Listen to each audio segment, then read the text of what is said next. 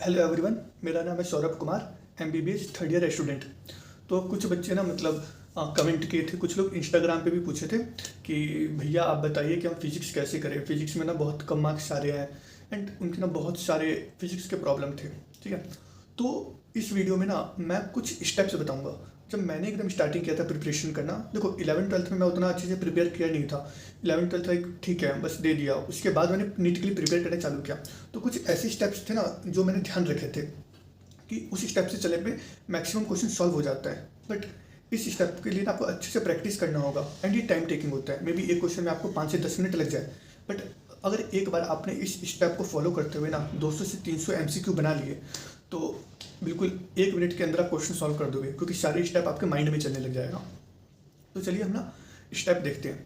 देखिए step number 1 है, सबसे पहले क्वेश्चन को ध्यान से पढ़ना है। ये सबसे इंपॉर्टेंट चीज़ है कि क्वेश्चन में आपको क्या दिया हुआ है, आपसे क्या पूछ रहा है, ये बहुत ज़रूरी है। कई बार क्या होता है ना कि सिमिलर वर्ड होते हैं, तो हम उस वर्ड को पूरा नहीं पढ़ के जो हमारे दिमाग में ऑलरेडी पहले से कोई वर्ड फीड होता है हम उसको पढ़ लेते हैं, जिसकी वजह से क्वेश्चन गलत हो जाता है। कहीं पे नॉट लिखा होता है, ठीक है, कहीं पे ऐसा कुछ नॉट लिखा होता है, हम नॉट छोड़ देते हैं।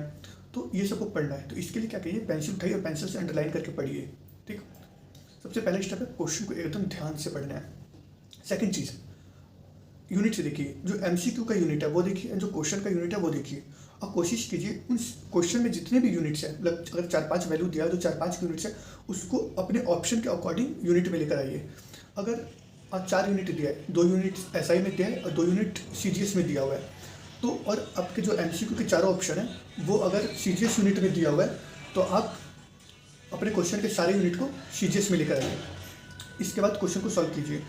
तो इसमें ना गलतियाँ कम होती है, क्योंकि हम ऐसा यूनिट सीजीएस यूनिट रख देते हैं, मल्टीप्लाई वगैरह कर देते हैं और आंसर आता है तो एक ना एक ऑप्शन मिल जाता है उसमें। तीसरा चीज़ है कि एक पेपर लेके बैठिए, उस पर सबसे पहले लिखिए गिवन। गिवन में आपको क्वेश्चन में क्या क्या दिया है, उसको लाइक प्रेशर दिया है, फोर्स दिया है, एरिया दिया है, ये सब लिखना है। ठीक, इसके बाद चौथा स्टेप जो है उसमें लिखना है फाइंड। फाइंड कीजिए क्वेश्चन मार्क, एक्सेलरेशन निकालना है, फोर्स निकालना है, मास निकालना है, ये लिखिए। एंड उस पर ना थोड़ी देर सोचिए कि आप ऐसा कौन सा फॉर्मूला लगा सकते हैं जो गिवन है उनका यूज़ करके आप फाइंड को निकाल सके। मे बी इसमें 2-3 फार्मूला का यूज़ हो सकता है, मे बी एक ही फार्मूला का यूज़ हो सकता है। ठीक है, एंड इसके बाद आप ध्यान से उन फार्मूला का यूज़ करके आंसर को निकालिए। तो इस पूरे प्रोसेस में आपको शुरू में ना 5 से 10 मिनट लगेगा। ये 4 स्टेप है जो करना है, क्योंकि जब आप 200-300 एमसीक्यू बनाओगे ना तो सारे स्टेप 1 मिनट में हो जाएगा। आप माइंड में ही देख लोगे क्या गिवन है, क्या निकालना है, कौन सा फार्मूला लगाना है, उन फार्मूला को लिखिए। में भी हो सकता है कि कुछ डायरेक्ट 2-3 फार्मूला लग जाए, एक ही फार्मूला लगे, या आपको फार्मूला को ना डिराइव करना पड़े। अब जैसे कि मैं एक एग्जांपल देता हूँ, आपको फोर्स दिया हुआ है और एरिया दिया हुआ है। अगर आपको प्रेशर निकालना है तो सीधा है प्रेशर बराबर फोर्स बटा एरिया। लेकिन अब फोर्स की जगह मास और एक्सेलरेशन दे रखा है, तो आप क्या करोगे, फोर्स बराबर मास इंटू एक्सेलरेशन बटा एरिया। लेकिन अगर मास नहीं देके आपको डेंसिटी इंटू वॉल्यूम दे दे, तो डेंसिटी बराबर क्या होता है, मास बटा वॉल्यूम। तो मास क्या होगा, डेंसिटी इंटू वॉल्यूम। तो आपका प्रेशर का फॉर्मूला हो जाएगा density into volume into acceleration बटा एरिया। लेकिन अब आप वॉल्यूम को देखिए, वॉल्यूम क्या हो जाएगा, लेंथ ब्रेथ हाइट, एरिया क्या हो जाएगा, लेंथ ब्रेथ। तो ये तो कट गया। तो अगर अब आपको डेंसिटी दे दे, हाइट दे दे, एक्सेलरेशन दे दे, बस यही 3 चीज़ दे रखा है और बोला है प्रेशर निकालने के लिए, तो आप क्या कर सकते हैं, density into height into area. तो इस तरह से ना एक फॉर्मूला को आपको डिराइव करना पड़ेगा और इसके लिए सोचना पड़ेगा, ज़्यादा से ज़्यादा क्वेश्चन प्रैक्टिस करने पड़ेंगे। जब मैं नीट एस्पिरेंट था तो मैं बहुत ज़्यादा मतलब फार्मूला याद नहीं रखता था, मैं सिर्फ बेसिक फार्मूला याद रखता था। ठीक है, एंड मैं जब मुझे मिलता था ना कोई भी चीज़ की प्रेशर निकालना है या इलेक्ट्रिक फील्ड निकालना है, कुछ भी निकालना है, तो मैं उसका सबसे पहले बेसिक फार्मूला लिखता था। सबसे पहले बेसिक फार्मूला लिखता था, उसके बाद देखता था मुझे क्या दिया हुआ है, क्या निकालना है, एंड फिर उससे मैं उसको डिराइव करता था।